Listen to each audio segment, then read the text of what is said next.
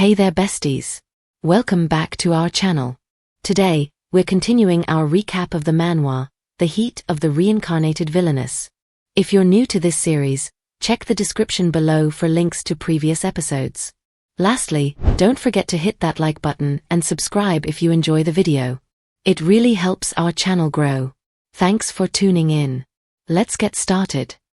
With a playful glint in her eye, Rose turned to Prince Theo. "I wonder," she said lightly, her tone teasing yet edged with purpose, "what if I did something that would make me truly unsuitable to be your consort?" Theo regarded her calmly. "Understood. Let's do whatever you think is best." Later, as the bell rang to signal the next class, Rose exhaled loudly. "Next class is in the chapel, right? I don't want to walk all the way there." After a pause, she raised her voice just enough to be heard by the surrounding students. "That's right. Prince Theo, won't you carry me to the chapel?" The request drew gasps and stifled laughter from nearby students. Theo hesitated, blinking once. "I understand this is part of the plan," he murmured under his breath, "but there's no need to go that far." Rose stepped forward, one hand lightly over her chest as she projected her voice. "I, Rose de Chalia, am not suitable to be the princess consort." Murmurs rose among the students. Rose met Theo's eyes briefly and continued, her voice softer now. "This is how I show them I'm not fit for the role," she whispered. "Please, just go along with it." A faint blush colored her cheeks. Raising her chin with mock arrogance, she added more loudly, "It's not a problem, right? We're engaged, after all." Theo exhaled slowly. "I suppose I don't have a choice, Miss Rose." Without further comment, he scooped her up effortlessly. Rose stiffened slightly at the unexpected closeness. His arms were firm, his chest steady and warm against her side. She tried to stay composed. "It's just an act," she reminded herself. From the students nearby, whispers emerged. "Is the prince really letting her do this?" Poor Prince Theo. She forced herself to remain in character. "If I'm going to play the villainess, I have to commit." Later that afternoon, in the academy's tea garden, Rose sat with a teacup in hand. She swirled the drink, unimpressed. "As long as it's just tea, I'm not satisfied," she said curtly. "Don't you have anything sweeter?" Her eyes scanned the garden until they landed on a student standing nearby. "You! Over there," she called out sharply. "Go to the town shopping street and bring me some macarons." The girl froze. "Me? But I have class." Another student stepped in, nervous. "Miss Rose, maybe. You dare question a member of House Chalia?" Rose interrupted, her voice sharp. The garden fell silent. Murmurs rippled through the crowd again. "Isn't she going too far? She's just showing off her status." Rose stood firm, despite the unease rising in her chest. "This is supposed to look like bullying. That's the point." She needed everyone to believe she wasn't suitable for the role of consort. "Hurry up," she barked. "Do you know who I am?" Before the moment could spiral further, Theo stepped forward again. "That's enough, Miss Rose." The tension in the air broke slightly. Then, from the edge of the group, a gentle voice spoke. "I can go get them for you," said Iris, her tone quiet but steady. Rose blinked, surprised. "Iris? Why would you?" Iris looked down, her cheeks slightly pink. "You encouraged me the other day. So, let me return the favor." Rose felt something tighten in her chest. Iris truly was kind. Putting on her act again, she flipped her hair. "Fine. You seem useful enough." Later, Rose and Theo sat again in the garden, this time with a plate of colorful macarons between them. She picked one up and held it out toward him. "Prince Theo, here. Say ah." He paused. "This is going too far." She smirked. "Then maybe you should feed me instead." When he hesitated again, she leaned in, her voice dropping a notch. "Or, would you prefer we share one?" Gasps spread through the nearby tables. Theo stood quickly. "Miss Rose. A word, please," he said through clenched teeth, guiding her away from the crowd. Once they were alone, he let out a sigh. "That was too much." "And it still wasn't far enough," she snapped. "If you're going to do it, at least act naturally," he muttered, crossing his arms. Trying to shift the mood, she offered a macaron again. "Would you like one, Prince Theo?" Iris went out of her way to get them for us. He didn't take it. Instead, he stiffened, his hand tightening on his sleeve.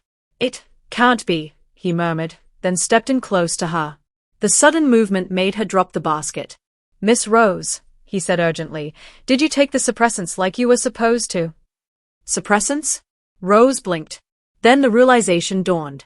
She had missed her dose, overslept again. You said it yourself, Theo continued. If one of us goes into heat, the other will too. He leaned closer. Rose flinched as a strange warmth rushed through her. Her breath quickened, a prickling heat rising behind her ears. My ear, she whispered, eyes wide. Theo's breathing was shallow as he stared back at her, his own face flushed. No. What do you mean? She asked, the pieces clicking into place. Her heart pounded. They were going into heat, right here, at school. Miss Rose. What happened to the suppressants I gave you? Prince Theo asked, his voice low, tension barely hidden behind his composed expression. I'm sorry, she murmured. I left them at the mansion. He studied her face, cheeks flushed, breaths shallow. A frown tugged at his brows. You forgot the medicine. His tone remained calm, but his eyes flickered with concern. Rose nodded, guilt settling in her chest. I didn't mean to. Theo didn't scold her. He simply let out a quiet sigh and reached into his coat. Then take one of mine, he said, holding out a capsule. As he brought it to her, his fingers brushed her lips, just for a second. The unexpected contact made her stiffen. Her heart jumped. That was his hand. On my lips. She took the capsule quickly, hoping he hadn't noticed her reaction. Can you swallow it? He asked, voice softer now. She gave a small nod. Yes. The medicine worked quickly. Her body began to cool, the dull ache in her chest easing. She let out a slow breath. I'm okay now. Theo stood a short distance away, arms crossed, watching her steadily. The medicine did its job, he said, quietly. I'm sorry, she repeated, more sincerely. Just then, footsteps echoed down the hall. One of Theo's attendants appeared, breathless. Prince Theo, I've found you, the man said. Theo straightened immediately, his tone shifting to formal. What is it? A letter from the royal palace. The attendant handed over an envelope sealed with the crest. Rose stood aside, regaining her composure. Theo opened it, read briefly, then dismissed the attendant with a curt nod. Once they were alone again, Rose stepped closer. Is something wrong? My parents, he replied. They've requested that I bring you to the palace over the next holiday. Rose blinked. Of all times. She looked at him, unsure. And now that we're trying to keep some distance. Theo's expression tightened. It's unfortunate timing, yes. But we can't refuse. She nodded. We'll have to go, then. He looked at her, more gently than before. We'll handle it together. His words caught her off guard. She didn't reply at first. Later, seated across from him in the carriage, Rose stared out the window. This is the first time I'm meeting your parents formally, isn't it? You may have seen them as a child, Theo said. But not like this. Rose tried to remember. Maybe once, or maybe I'm mixing it up with a flashback from the game, she gave a tired sigh. I should have studied this world more carefully. Theo turned to her. If not for this engagement, you might have spent the holidays with someone else. She looked at him in surprise. That almost sounded sympathetic. He didn't look away. At first, I thought we were too different. I didn't think this would work. So did I, she admitted. But now, he said, voice steady, we have the same goal. I want us to face this together. Rose held his gaze. His serious. A part of her stirred, quiet, but unmistakable. I used to just want to escape. But now, I want to support him. Just then, the carriage hit a bump. She lost her balance and stumbled forward. Before she could react, Theo caught her. They froze, barely an inch apart. Their eyes met. Neither moved. Rose's heart pounded. She closed her eyes, uncertain, breath shallow. Theo didn't move closer, but he didn't move away either. The moment hung between them. Prince Theo, calm and composed as always, noticed her discomfort. He patted the seat beside him with a light motion. It's a rough road. Sit next to me, he said, voice steady. It's not safe sitting there while the carriage shakes. Rose hesitated but nodded and quietly moved beside him. thank you, she murmured. No need, Theo replied, returning his gaze to the passing scenery. Though the air was cool, Rose felt warmth rising to her face. Am I the only one feeling this flustered? She wondered. Prince Theo always seemed so calm. Just then, the palace came into view, gleaming spires and marble towers against the sky. We're almost there, Theo announced. At the gates, rows of knights and servants stood at attention. The king and queen waited at the steps as the carriage stopped. An attendant opened the door, and Rose stepped out, smoothing her dress as she approached with Theo. Thank you for coming, Miss Rose, the king said warmly. Your Majesty. Your Highness, she greeted with a polite bow. Thank you for inviting me. You were just a child last time I saw you, the king remarked, gesturing with his hand low to the ground. The queen smiled fondly and took Rosie's hand. Yes, and now you're a lovely young lady. Her expression softened. We look forward to the day you officially join our family. Rose froze. How are we supposed to explain that we're trying to keep some distance? We'll let you rest for now, the queen added. What are your plans tomorrow? Theo answered without hesitation. We plan to go horse riding. There's something I'd like to show her. The next morning, they set out on horseback through the palace's wooded grounds. Prince Theo, Rose asked as she followed him. What did you want to show me? He kept his voice low. Mostly, I just wanted to step away from the palace.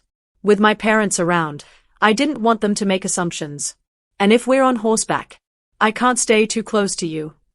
Rose looked down, disappointed. Of course. We're supposed to be keeping our distance. I shouldn't have expected anything. Theo glanced back. What's wrong? Nothing, she said quickly, looking away.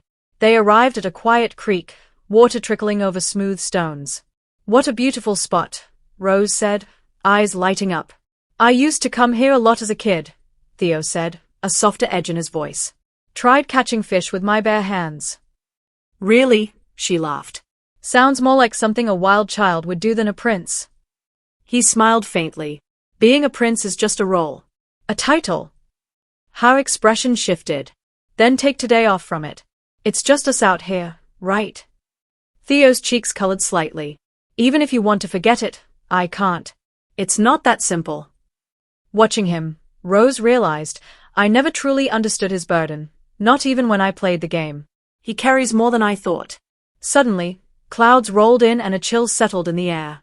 We should head back, Theo said. They turned back, but the rain came fast and hard. Drenched and cold, they found shelter in a small wooden cabin near the creek. Inside, it was damp but dry enough to wait out the storm. Achoo! Rose sneezed, wrapping her arms around herself. So embarrassing. Theo searched through the supplies and pulled out a single blanket.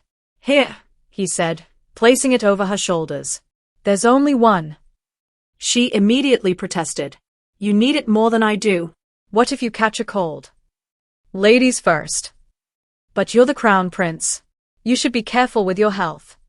He exhaled, resigned. Then I'll do this. Before she could react, he sat beside her and pulled the blanket over both of them. Prince, isn't this a little too close? Rose whispered. I don't see another way, he said evenly. You weren't going to take it otherwise. Her heart pounded. We're too close. What if the suppressant doesn't hold? As if sensing her worry, Theo looked at her. You took the medicine too, right? Yes, she whispered. The fire crackled nearby, filling the silence between them. Then Theo spoke, his voice low. Miss Rose. She turned to meet his gaze. What if I told you I wanted to pursue you? He asked. Not because of heat or duty. Just me. Rose blinked. What? He leaned in slightly, eyes locked on hers. What if I said I wanted to kiss you right now? Her breath caught. Is he serious? Prince Theo, what are you trying to tell me? Rose froze, heart pounding. Was he serious? But then he leaned back with a quiet chuckle. Relax. I'm joking. You're far too easy to tease. Flustered, Rose blinked. I was just about to shove you away, she said quickly, voice strained. I thought you were the type who speaks up when something bothers her, he said mildly, raising an eyebrow. I was going to, she muttered, turning her face away. I just thought the medicine had worn off. She felt her heart still racing, despite herself. Outside, the rain kept beating against the roof, steady and unrelenting. Theo turned toward the window. This won't pass soon. We should rest while we can. Rose hesitated. Rest? Here. As they lay down on the wooden floor, Theo draped the blanket over her shoulders. Is that enough? He asked. I'm fine, she said curtly, keeping to her side, but sleep felt impossible with him so near. By morning, the storm had passed. Prince Theo stirred first. Turning toward her sleeping form, he gave a small, quiet smile. She must have been exhausted, he murmured. He brushed a strand of hair from her face and pressed a light kiss to the top of her head. Then, hearing the horses outside, he stepped out to check on them. Moments later, Rose opened her eyes, blinking slowly. Did he just kiss my hair? The memory lingered like a dream. Later, on their way back through the capital, Rose sat quietly in the carriage, lost in thought. At last, she spoke. Sorry for causing you trouble during this trip. Prince Theo looked over, a little surprised. Miss Rose? Is something wrong? You seemed far away, she said softly. He studied her for a moment but said nothing. Why did he kiss my hair? She wondered, but asking felt impossible. We're just cooperating. He's not supposed to feel anything for me. Could it mean something more? No, don't overthink it. Maybe it was nothing. Or maybe the suppressant is starting to wear off. Her stomach tightened. If that's true, things could take a dangerous turn. I can't let that happen.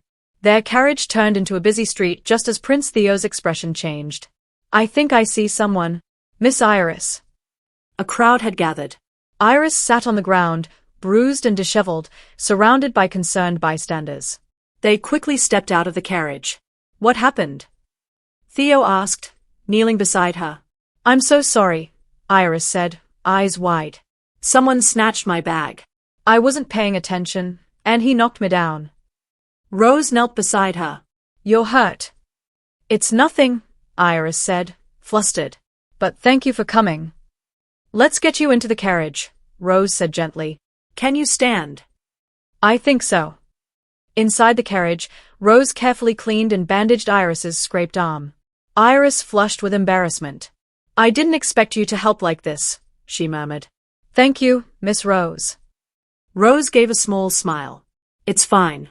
Just take care of yourself. As they prepared to part ways, Iris looked unsure. I'll get going now, she said softly. Thank you again. Rose paused, then stood. You should take the carriage. I'll walk from here. Theo turned, puzzled. Miss Rose? There's room for all three of us. It's all right, she replied with a faint smile. That carriage rattles too much. A walk might be better. Before he could reply, she stepped out. This way, they can talk more. Maybe it's for the best. I'm not the one meant to stay by his side. She waved back. See you later. Miss Rose, it's not safe alone, Theo called out. But she kept walking. No turning back. I'm sorry. Prince Theo, she whispered to the wind. Behind her, Theo stood watching, silent. Miss Rose, he said quietly, his expression unreadable. Rose walked through the dimly lit streets and eventually sat down near a quiet corner. This was the right choice, wasn't it? She thought, hearing the distant sound of the prince's carriage pulling away. Back in the carriage, Prince Theo stared out the window, lost in thought. Prince Theo, are you all right? Iris asked, her voice drawing him back. He blinked, then forced a smile. It's nothing. In the lower district of the capital, Rose moved quietly through the streets. Having left the royal carriage earlier than planned, she was now cloaked and alone. Her fine dress caught the eyes of a few men loitering near a tavern. Well now, one of them sneered, that's a fancy dress for this part of town. Where's the party, princess? Another laughed. Why don't you settle our tab while you're here? Slurred a third, stepping in front of her. Rose tensed, trying to sidestep him. Please move. I'm in a hurry. They didn't. Too good to talk to us, one of them muttered, stepping closer. Come on, sweetheart. Let's show you what life in the slums is really like. Enough, came a calm but firm voice. Olivier, the butler of House Charlier, emerged from the shadows, expression unreadable. He moved between Rose and the men without hesitation. Do you have business with my lady? He asked coolly. Then, Before one could answer, he grabbed the arm reaching toward Rose and twisted it sharply. Olivier. Rose gasped in surprise. The men, now wary, backed off. Let's go, Olivier said quietly. Once they were clear of the tavern, he turned to her. Did they hurt you? Rose shook her head. No. I'm fine. I heard you left the prince's carriage. Why? He asked. She looked up at the sky. I just wanted some fresh air. You're still a lady of the House of Charlia, he said. Walking alone at night isn't safe. I'm sorry. I'll carry your bag, he offered, taking her satchel. Let's head home. They walked in silence until Rose finally asked, You're not going to scold me? Olivier gave a dry smile. I'll save that for later. Back at the mansion, Rose sat quietly, her gaze on the floor as Olivier poured tea. She hesitated, then spoke. I plan to end my engagement with Prince Theo. Olivier paused. Why? Rose hesitated. I can't explain everything. The bad ending, the truth about me. Instead, she said, it was always a political match. Now that he seems to prefer Miss Iris, it makes sense to let it go. What did the prince say? We agreed to separate in a way that preserves the reputation of both houses. His respecting my decision. Olivier studied her face. I see. Then, as your butler, I'll support your decision, though I may have questions later. She gave a small nod, unsure of what he might be planning. The next morning, sunlight poured over the academy gates as Rose stepped out of the carriage with Olivier at her side. Watch your step, miss, he said. Thank you, she replied softly. I'll be off, then. Just as she turned, a voice rang out nearby. That's Prince Theo. Olivier murmured, spotting him. Miss, Olivier called, catching up to her. What is it? She asked. He reached out and gently brushed a loose strand of hair from her cheek. Your hair was out of place. Rose blinked, startled. Olivier? You're acting strange, she said, cheeks flushing. You never do things like this. I'm just wondering, he said calmly, if the prince really has taken a liking to Miss Iris. Then his expression shifted slightly. As your butler, it's my duty to look into it. Rose tensed. You don't need to, really, it's fine. I don't mean anything improper. Just follow along, he said under his breath. Before she could respond, he leaned forward and kissed her cheek. From across the courtyard, Prince Theo's eyes widened. He stood frozen, staring at them. Thank you for joining us on this incredible adventure. If you enjoyed what you watched, please consider liking, subscribing, and ringing that notification bell. Your comments mean the world to us and help us improve.